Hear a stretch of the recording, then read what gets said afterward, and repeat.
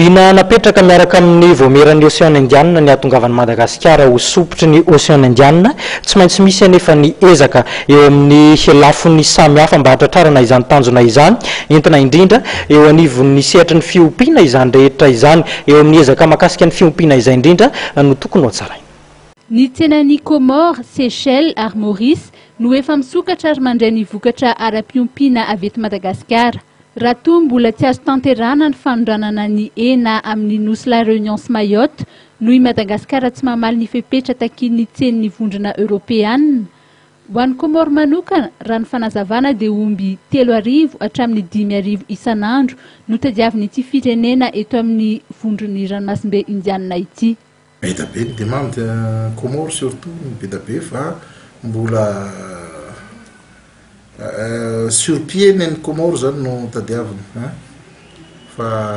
ny sur pied zany mbola misy arrêté interministériel manaka anazy hatramizao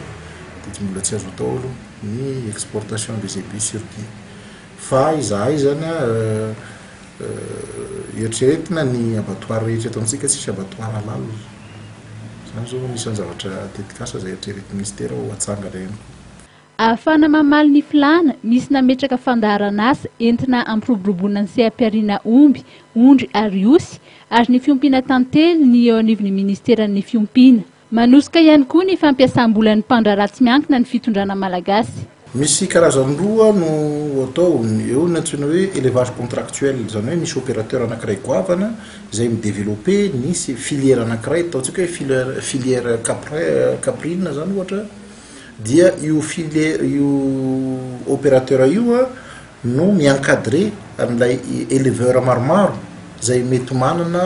100 têtes na 50 têtes de chèvre dia rehefa avy eo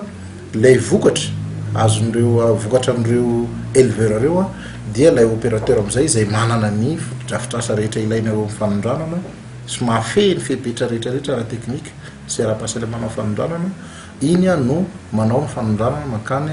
ivelany. Zay aloha zany ny hitanay hoe paikady